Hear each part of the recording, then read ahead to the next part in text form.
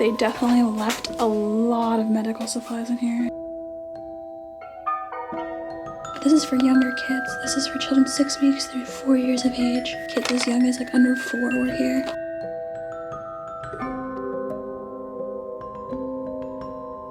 Alright, hey guys, what's up? Welcome back to my channel. Today Sonny and I are inside of an old nursing home that was also a developmental center. Basically means that there were both elderly patients and young children that were staying here all the way up to about a decade ago. This place has been just sitting here ever since. There's a lot of stuff left in here. Kind of just excited to take you guys around and see all the little discoveries along the way. So with that being said, we're just gonna get right on into it and see what we can find.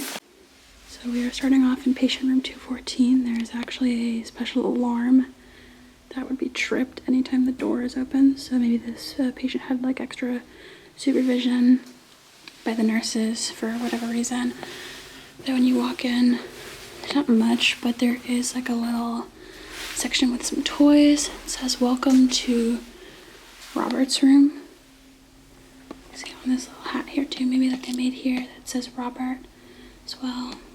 Some stuffed toys. I'm assuming that might be a picture of Robert. There is like a little paper on this door kind of talking about like Robert's like aesthetic goals, like reinforcements for social communication, sensory, motor, affective. So for him, I think he would be able to respond to people if he heard their name, and the way of him signaling that would be like turning and looking at them. That maybe he wasn't able to communicate otherwise or in other forms. And it's kind of saying like that he needs to be told what you're doing before you do it, that he needs to kind of be aware of what's going on. So things like that, probably for the nurses who were kind of working in his care, whoever was going to be taking over his care once this place shut down, which they did shut down right in 2011. You can see on the paperwork here, it's dated back from 2011. So this maybe was some information they wanted to say, you know, carry over, like it says carryover plan before he was transferred to another facility after this place shut down. And I also noticed there's a button, and I believe this is for every single room here, that you could press either for the nurse or the aide if you need maybe some help. And I think that probably would vary based on patient needs. There probably were some patients who were disabled here, maybe that were, you know, somewhat mobile, that they could operate their wheelchairs on their own, and some also could maybe have not been mobile whatsoever. So I think this was probably just put in place for anyone who could utilize it, or maybe also family if they were visiting and, you know, they needed something, that they could use this, and it would call over to the nurse's station. And as we were making our way down this hallway, there was this like a cabinet in the middle of the hall with a bunch of these cool like medications, and even like a needle left, which is crazy to see this still, because usually you would think that they would just dispose all of this properly, or at least you hope they would dispose of this properly before this place shut down. But I'm going to try and give you guys a more up-close look and show you guys all the medications they were using to vaccinate the patients here. So here we have the influenza virus, or the influenza A H1N1 vaccines, which most people will know more well as the swine flu that was going around back, at least when I was in middle school. So, you know, based on the dates here, probably 2009, 2010 was the time that they were working on, you know, developing a vaccine for that. And, you know, it makes sense that they would want to vaccinate the people here, both the elderly or the children who were disabled, because people with disabilities, but also the elderly are very at a higher risk for getting sick and having more adverse outcomes. So not too surprising to see these here. I'm going to give you guys a better look at some of the other ones that are left here too. Here are those other ones. So we have DTaP, and the one in the middle is Haemophilus B, which is the only one I'm not really that familiar with. I'm just going to pull over here. We had a I'm not sure it's going to focus well, actually. Looks good, but that's like a needle that they would use to actually draw up these vaccines and administer it to patients. I'm not sure if there's more hanging around here somewhere. Also, again, very weird to see that still laying around, and you would think that they would dispose of these things properly. But still cool that we get to see it now, because that's not something you get to come across every single time when you're exploring. Here's just one more room out of this hallway. There's many more to see, but this one actually has a little bit of stuff inside. We actually have a cane. And then you can see that this is one of the patient beds that were here. And each of the patient beds kind of varies a little bit if peeked into some of the other rooms. So it's probably on an individual basis based on the patient needs and whether they were disabled or, you know, kind of like their different, like I said, their differing needs, whatever would accommodate them best at this location.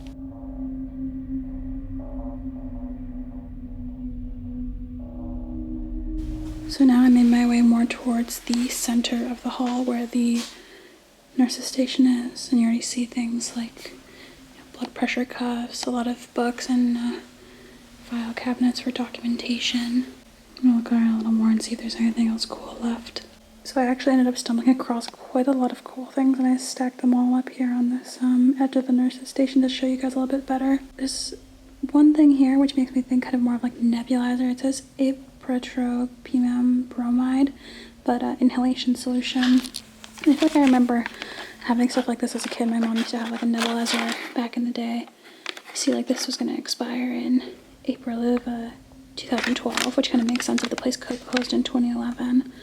So I'm assuming these probably had like liquid packets inside that you could empty into the nebulizer and use that for inhalation for breathing treatments, because some of these patients probably had immunocompromised aspects, maybe like affecting their lungs. I believe this is the medication that would be treated. Actually, no, it doesn't say treatment. It says for the intradermal test for the diagnosis of tuberculosis. So this is actually, you have to get a TB test and get tested to see if you have tuberculosis or not, which you have to usually do if you're going into any medical facility. They have concerns about that being spread to, like, for example, nursing home patients that are the elderly or immunocompromised. So I actually have had to do this a few times where for like a hospital job, you get this injected into your arm and they have it read 2 days later. And depending on the reaction, it tells them whether or not you have tuberculosis. And then there's also a few other random things that are like, less medical. I mean, it's all medical, but, things like the new caps to put on the thermometers, iodine swabs. So maybe if they had to do like an injection or you had to poke or something. A lot of cool stuff to see though. I'm hoping we'll find even more medical stuff, because if they've left all this stuff behind, who even knows what else they didn't bother to put away before this place shut down. It's just insane to find this stuff left. Further down the hall, there's like all of these containers on the ground. If you read, it says tracheostomy cleaning care tray. I feel like I'm mixing this up with something else, but I feel like that reminds me of like tracheotomy, but I'm assuming that's like something different. Maybe I'll look it up and see what I find, and I'll let you guys know, and I'll probably insert some info right here. And I think my hunch earlier was right, that they definitely left a lot of medical supplies in here. Sonny's looking around with me too right now. I'm gonna try and get a better idea of what's in here. I'm probably gonna give you guys a more up close look at all the things that at least I know, because I'm sure there's gonna be some things here that just absolutely boggle me. Yeah, I just saw another one of these like tracheostomy care bag things, kits. It says Air Life, so I'm assuming it must have to do with either breathing, but this says stoma area. And I thought that was for like, maybe you need like an ostomy bag or some things maybe, but then it says trach, so that says like, that's like throat, so. I don't want to like misinform you guys, so maybe I'll just like look up some info and see what I find, but it's really interesting seeing this. This one's, I guess maybe this one's different because it's latex free.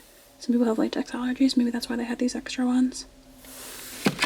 And then below it too, we got these U bags, which of course I'm like looking at, and it's urine collectors. It says specifically for pediatric use, so younger kids, which I think makes sense since we said that we were kind of like, what it seems like maybe is the children's section right now, that there was younger kids maybe in this area specifically, because I could use that for them.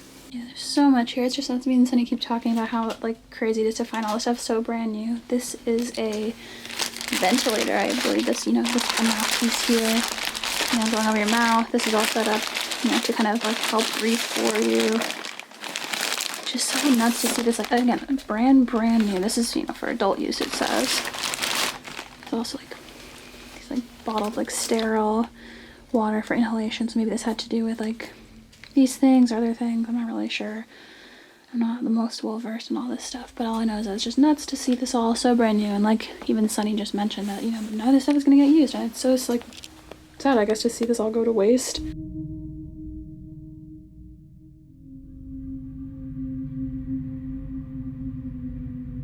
And here we just have piles and piles of endless catheters. These ones say suction catheter whistle kit.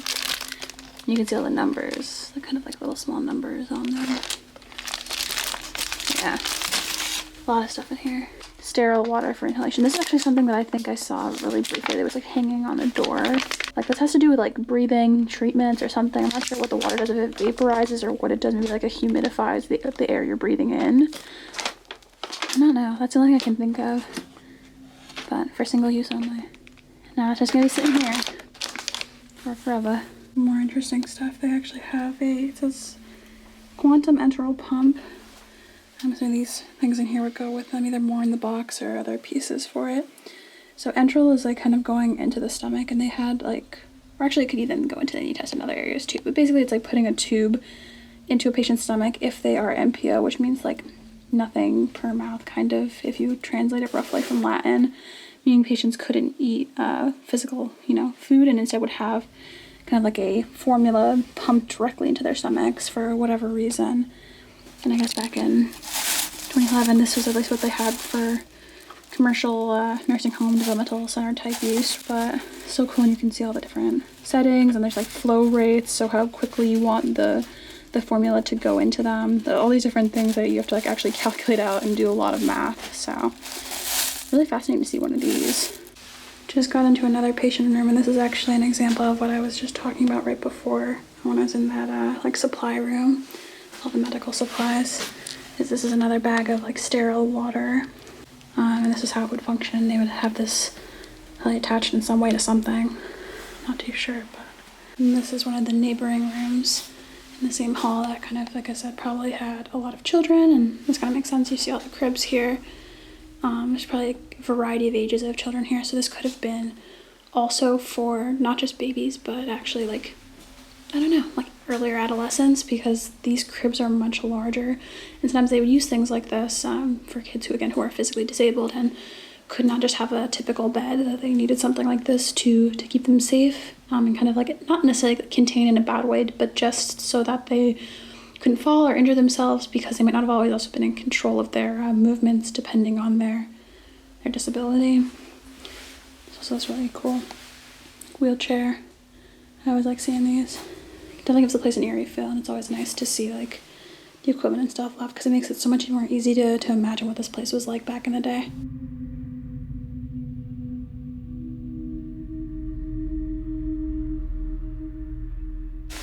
Of course, every room also comes with a call button that you could push.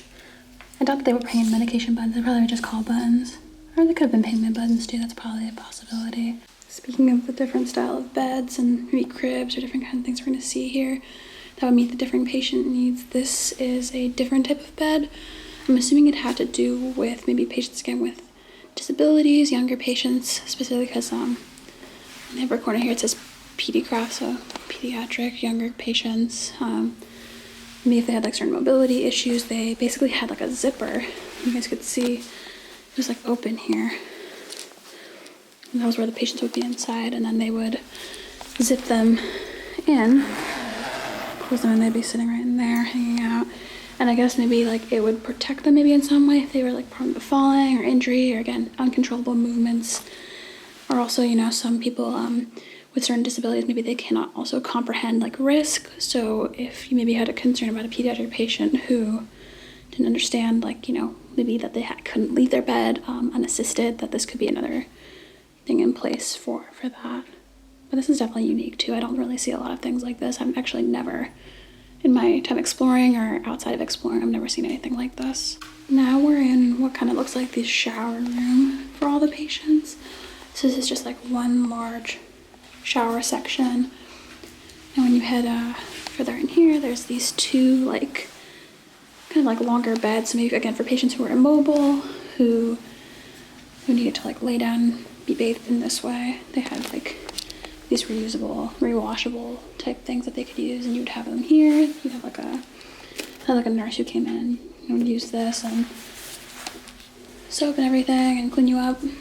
For, again, if you can't do this for yourself, these are all like the things that the nurses were, trained to care for people on a daily basis here. So it's cool to see these things in place, because this is again something you don't get to see a lot unless you're inside of a nursing home very often. Here's the other one. And I was kind of confused initially on the fact that there's a Sharps box in here, but then I looked a little closer and I saw that there are a bunch of razors. So for anyone who wanted to shave, then they probably would dispose of them in here after the fact. But again, you would have thought they would have probably disposed of this rather than leaving it here, but that's kind of like the weird thing about this place, is they really didn't. They just left it all in here to to sit while this place sits abandoned.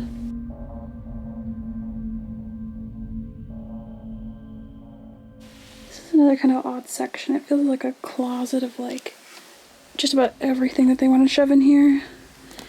They have like these back braces, I think probably for kids if they had scoliosis. There's another one like way up there, up on top. A lot of other random stuff too, like some of these attachment pieces here I think were like if they wanted to attach them to wheelchairs to like put meal trays, or maybe if the kids wanted to do the activities, like they had a space while they were sitting with their wheelchair that they could do that.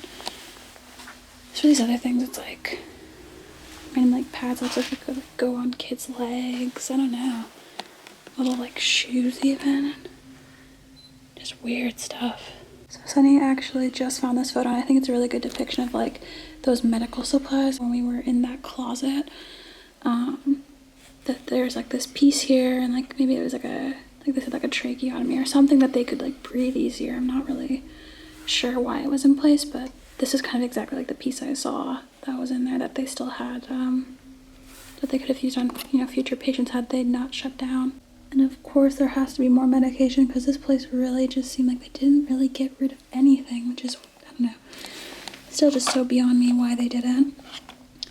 This is more like DTaP, IPV/HIV, I'm not sure, but it says here, you can see it's like diphtheria, tetanus, pertussis, poliovirus, Haemophilus B conjugate, but this is for younger kids. This is for children 6 weeks through 4 years of age. That just shows you how young some of the kids are, where, you know, that they even needed this, that kids as young as like under 4 were here. There's some other ones here too, like hepatitis B, and I saw hepatitis A, I think, before, so that's another one. As for these, I think this is the same thing as what's in this box. So pneumococcal 7 valent conjugate. So I guess also for diphtheria, maybe for other patients, you know, if you got this, maybe if you were a kid, I don't know if you need a booster, maybe if you're older, so maybe that was for the elderly patients, possibly.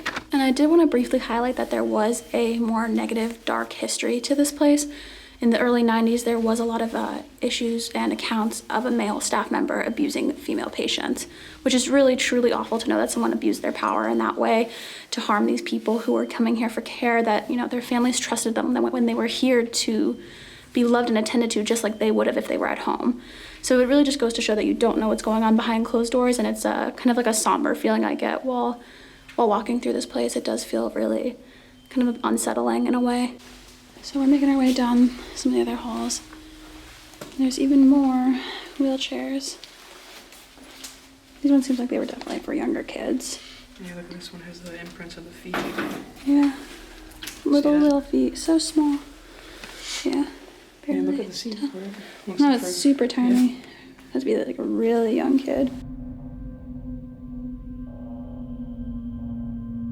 Alright, now we're going to be heading into the tub room, which I'm excited for because we always like hydrotherapy tub deal. There's Sonia. Hello. How you doing? He's like, yeah, we should have eaten before we got here. So really it just looks like there's another like kind of big open shower space. There's a bunch of like, again, more wheelchairs and like other like adapted pieces. Like this is probably also used so that kids could do activities. Yeah. Justin.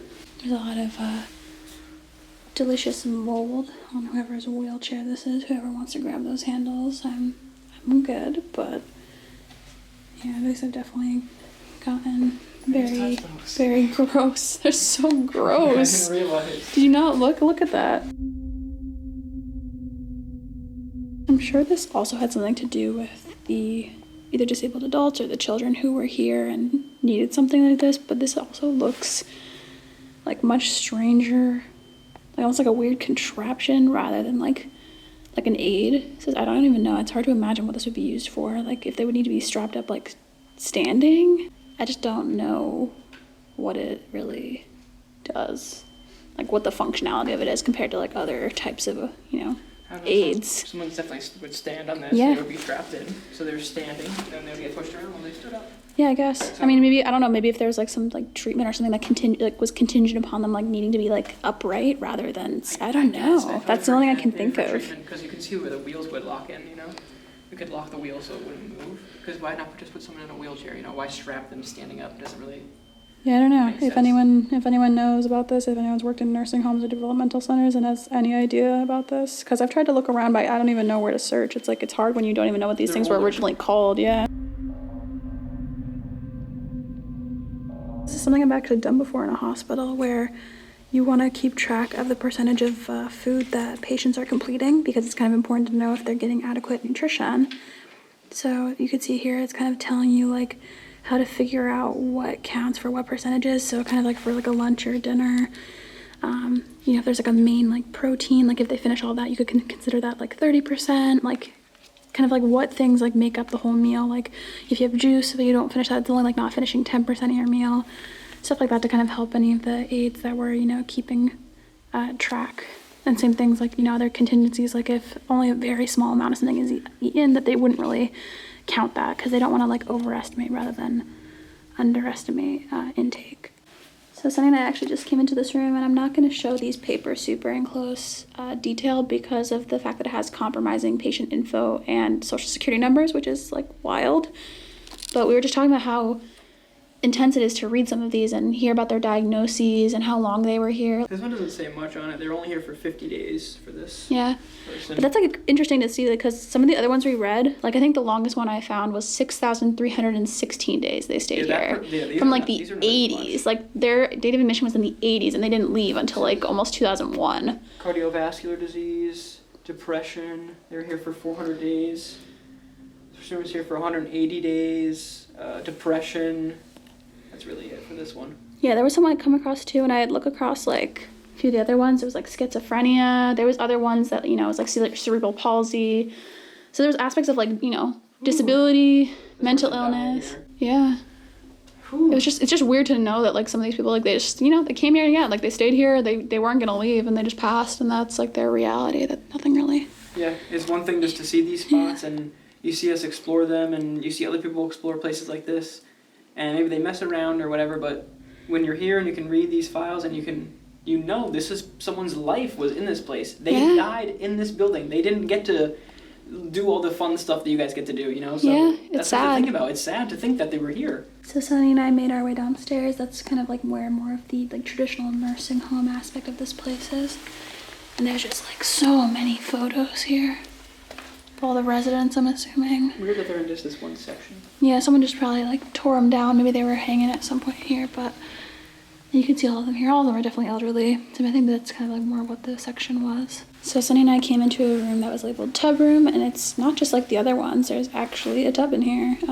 All the other ones kind of were just like big shower rooms, but this one has a more old school minty colored hydrotherapy tub, which I've only seen like kind of like cream or off colored ones. So this is a cool different kind of look for it and more retro feel. And then right here is the temperature gauge that would, you know, measure the exact temperature that this bath was, because obviously they don't want it to be extremely hot, but there is a benefit of having it at a certain temperature. And Sonny actually just talked about this, and I didn't even realize before, but there are these like foot pedals here, and I guess that's how they would control the like little chair aspect here for like a patient to get in and out, that you would, you know, hit these little things for like up, and I'm assuming this would be for down. So if a nurse was, you know, aiding the patient that was here, that's how it would go. Yeah, it was all electric. This is where it was hooked up right here. Yep, so it was all set to electric, which is why we cannot get it to work anymore. Very sad. It would have been cool to dang nabbit.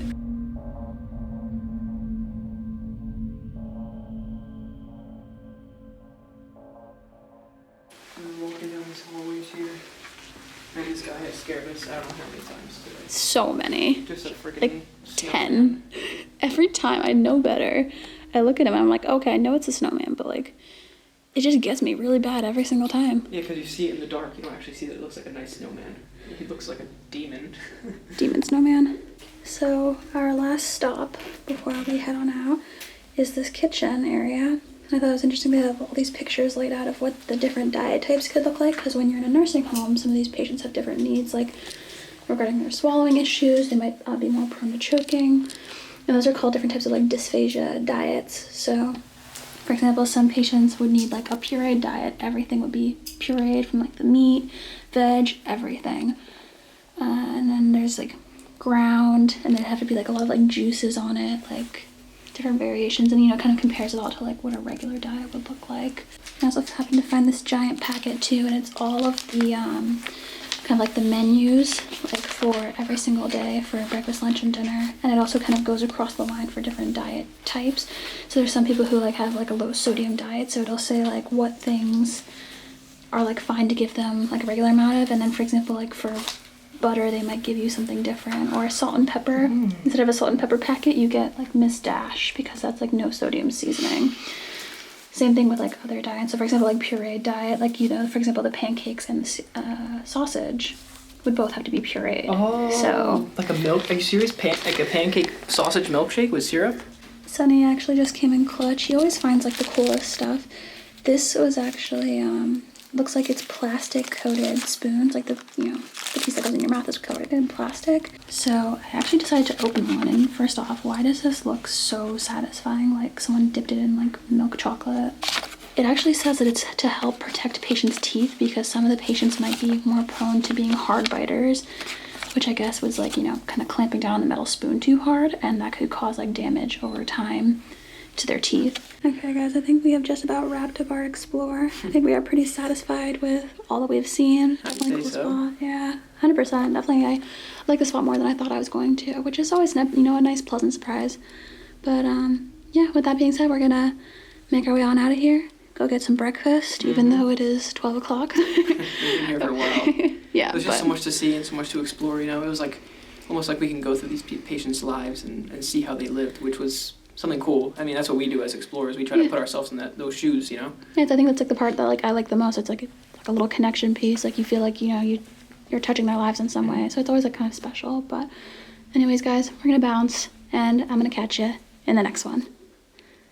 All right, guys, I'm gonna end the video right here. I hope you enjoyed walking through this abandoned location with Sonny and I. If you did enjoy this video, don't forget to comment, like, and subscribe. And of course, like always, I'll catch ya in the next one.